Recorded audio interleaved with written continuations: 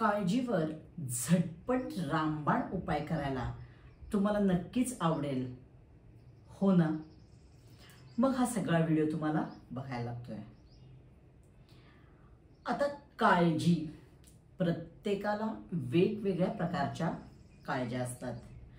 ते आता मला सांगायला नको आहे. काहींना नोकरीची असेल, मुलांची असेल, जॉबची असेल, बिझनेसची असेल. आता काळजीवर झटपट उपाय याच्यासाठी मी तुम्हाला माझीच 2 उदाहरणं देणार आहे. आता काय झालं होतं की 2019ला मी माझं स्वतःचा हॉटेल सुरू केलं होतं राजारामपुरीत, श्रद्धाज हेल्दी हाऊस म्हणून. मी स्वतः तिथं जायचे, स्वतः सगळे पदार्थ करायचे, स्वतःच्या हिमतीवर सगळं हॉटेल सुरू केलं होतं. सगळं चाललं होतं. महिना झाला, 2 महिने झाले. पहिला महिना थोडा बिझनेस नवीन होणारच, कमी बिझनेस. दुसऱ्या महिना, तिसऱ्या महिन्यात थोडी बिझनेसनं ग्रीप घेतली. असा हळूहळू माझा छान बिझनेस सुरू होता. म्हणजे हॉटेल माझं छान सुरू होतं. माझं रुटीन कसं होतं तेव्हा माहितीये, सकाळी मी 4:30ला उठायचे. पहिला स्वतः थोडंसं मेडिटेशन करायचे, स्वतःचं आवरून योगासनं करायचे 15 ते 20 मिनिटं, अर्धा तास चालून यायचे. त्याच्यानंतर घरचं थोडंफार आवरून मी माझ्या हॉटेलवर जायचे.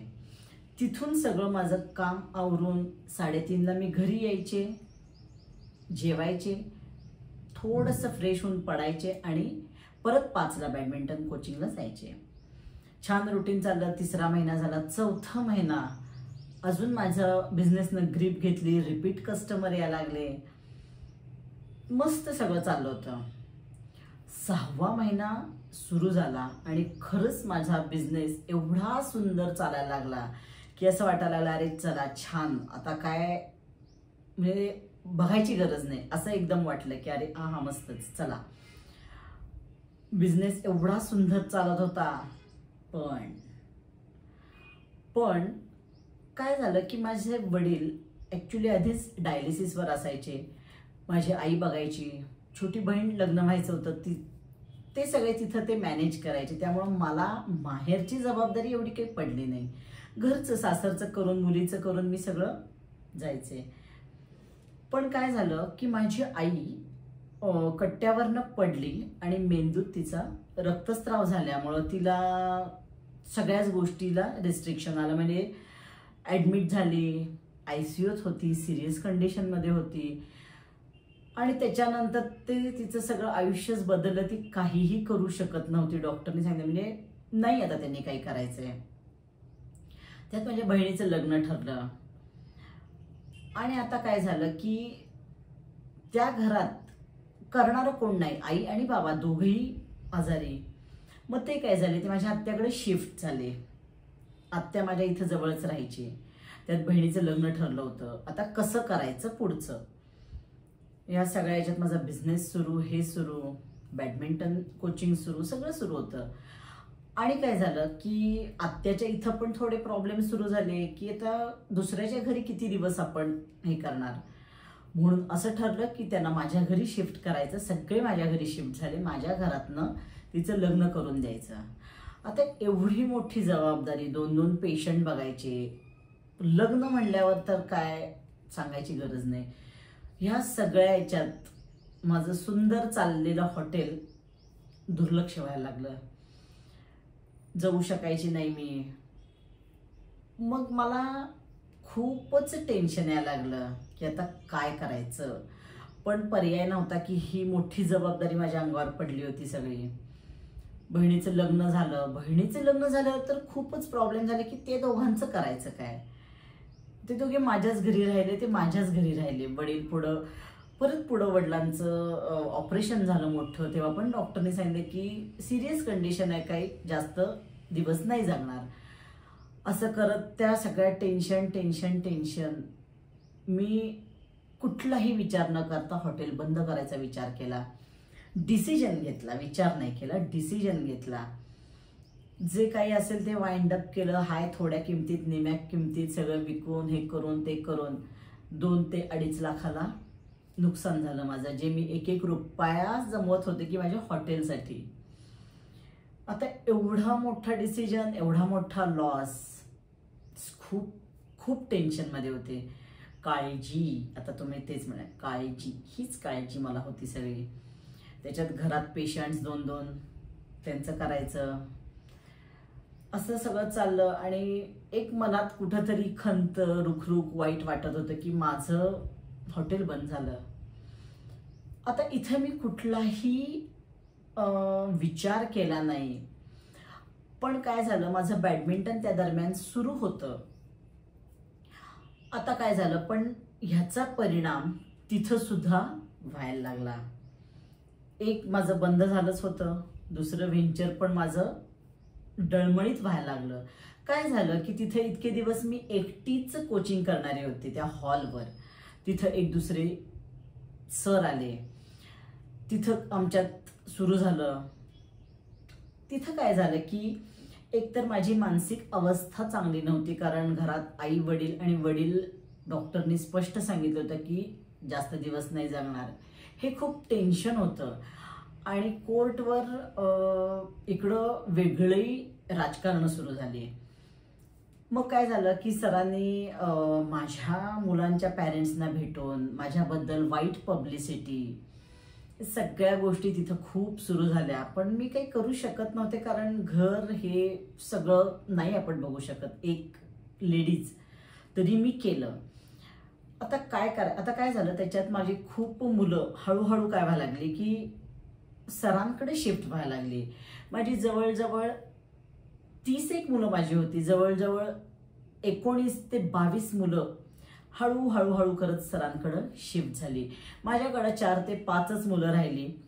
माझी बॅच होती 5 ते 7, म्हणजे 5 ते 6ला 2 कोट, 6 ते 7ला 2 कोट, अशी 4 कोटचं भाडं मला द्यायला लागत होतं. आणि मुलं तर राहिली 4-5. कारण सर एवढं वाईट पब्लिसिटी करत होती की ठीक आहे.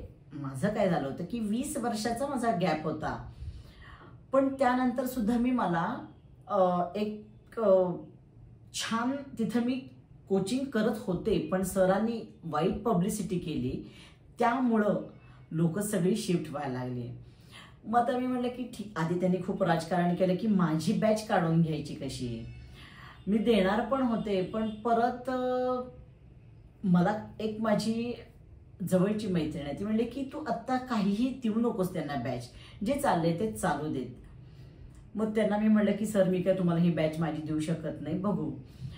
मग काय झालं की माझ्याकडे 4-5 मुलं राहिली, भाडं एवढं द्यायचं. परत जी सिच्युएशन हॉटेलची होती तीच मला दुसऱ्यांदा इथं आली की आता काय करायचं, की एवढं मोठं भाडं द्यायचं, घरचं तर बघायचंय, पण मला हे बंद करायचं नव्हतं. कारण मला हे बंद केलं तर मी परत बाहेर पडू शकणार नव्हते, ही मला खात्री होती की नाही, आता मी जर बंद केलं तर मी कायमची बंद होणार आहे, मला काही करता येणार नाही. मग काय करायचं. त्या दरम्यान मी पुस्तक वाचत होते. आणि काय झालं की मी थोडासा डीप विचार करायला लागले आणि काळजी मुक्त व्हायसाठी किंवा ह्या सिच्युएशन मधनं मी बाहेर कशी पडायला पाहिजे ह्याचा विचार करायला लागले. आता जे आपण ज्याच्यासाठी हा व्हिडिओ बघतोय की काळजी मुक्त होण्यासाठी किंवा झटपट मुक्त व्हायचं असेल तर काय करायला पाहिजे, तर जे करायला पाहिजे ते मी इथं आता केलं आणि त्यातनं कशी मी बाहेर पडले. आता सिच्युएशन माझी अशी झाली की 4 मुलं आहेत, मला भाडं तर भरपूर द्यायचं आहे, मला माझे पदरचे पैसे घालायचे आहेत, ऑलरेडी हॉटेलचा लॉस होता तो भरत होते. आता काळजी मुक्त होण्यासाठी हे 3 गोष्टी आहेत, ह्या जर आपण फॉलो केल्या तर आपण कसं बाहेर पडणार हे आता मी तुम्हाला सांगते. कारण हे मी स्वतः फॉलो केलं म्हणून मी तुम्हाला ठामपणे सांगू शकते की नाही, यातनं मी बाहेर पडले आणि तुम्ही पण नक्की बाहेर पडाल. काळजी, आता अशी जी सिच्युएशन आहे, ही जी काळजी आहे, यातून जर आपल्याला बाहेर पडायचं असेल तर सगळ्यात पहिल्यांदा प्रश्न विचारा स्वतःला की ही जी सिच्युएशन आहे ना, याच्यात जास्तीत जास्त वाईट काय होईल, यामध्ये जास्तीत जास्त वाईट काय होईल. आता मी तोच विचार केला, ठीक आहे, आत्ताची माझी जी परिस्थिती आहे याच्यात जास्तीत जास्त वाईट काय होणार. 2 महिने मला स्वतःला पदरचे पैसे भरायला लागतील. ठीक आहे, चला मी ते सहन करू शकते, भरू शकते मी पैसे. आता उद्या बॅडमिंटन माझं बंद झालं तर मी काही रस्त्यावर येणार आहे का, दुसरा प्रश्न विचारला. अजिबात नाही. बॅडमिंटन बंद झाल्यावर मला खायला अन्न मिळणार नाही आहे का, अजिबातच नाही. बॅडमिंटन बंद झाल्यावर मी काही मरणार आहे का, अरे अजिबातच नाही. मग विचार केला की जास्तीत जास्त या गोष्टीत वाईट काय घडेल. घरात बसायला लागेल, किंवा दुसरा पर्याय आहे की आत्ता मी माझे पैसे, स्वतःच्या पदरचे पैसे भरायचे आणि जायचं. मग मी विचार केला, ठीक आहे, बघू 2-3 महिने स्वतःचे पैसे भरू, आणि जी मुलं येतील त्यांच्याबरोबर आपण स्वतः खेळत बसू तिथं. मग छोटी असतील मोठी असतील कोणीही असू देत, सगळ्यांबरोबर आपण खेळत बसूया तिथं. चला काय होईल ते होईल. पहिल्या गोष्टीतनं मी बाहेर पडले. चला मग मी स्वतः तिथं छोट्या छोट्या मुलांबरोबर खेळायला लागले. 1 महिना झाला, 2 महिने झाले, ठीक आहे, 1-2 महिने मला पदरचे पैसे भरायला लागले. 3ऱ्या महिन्यापासून परत माझ्याकडे नवीन ॲडमिशन्स यायला लागली, नवीन मुलं यायला लागली. आता म्हणजे दुसरा त्याच्यातला भाग आहे तंत्र की वाईटात वाईट काय होईल आणि ते तुम्ही स्वीकारा. मग वाईटात वाईट काय झालं की 2 महिने मला स्वतःच्या पदरचे पैसे भरायला लागले, ठीक आहे, आणि ती सिच्युएशन आहे ती मी स्वीकारली, ठीक आहे. मी म्हटलं मला काहीतरी सुधारणा करायला लागणार असतील, आपण स्वतः काहीतरी डेव्हलप होऊ आणि मग आपण आपल्या मुलांना अजून शिकवू चांगलं. मी काय करायला लागले, 2 महिने मला स्वतःला वेळ दिला आणि स्वतःमध्ये डेव्हलपमेंट करत गेले.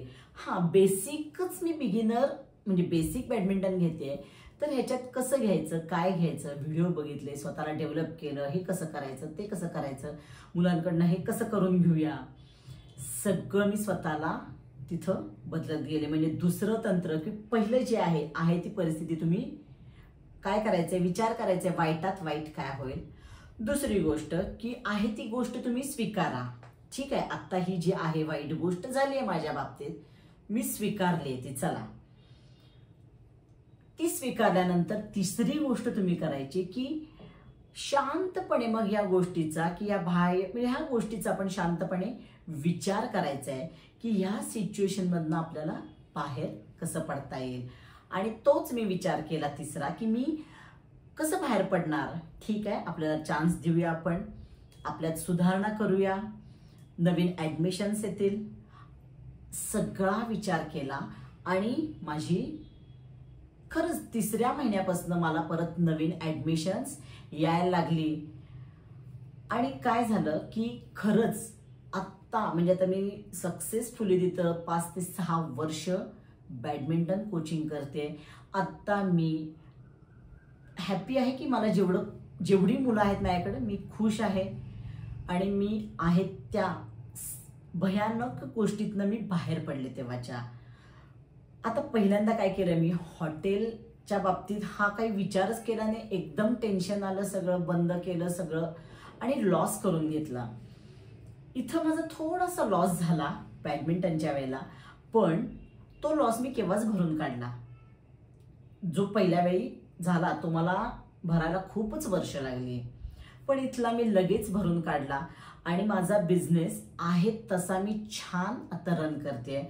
घरच्या परिस्थिती बघून, वडील माझे एक्सपायर झाल्यानंतर, त्याच्यानंतर आई माझ्याकडे असते, तिचंही मी आत्ता सगळं व्यवस्थित करते.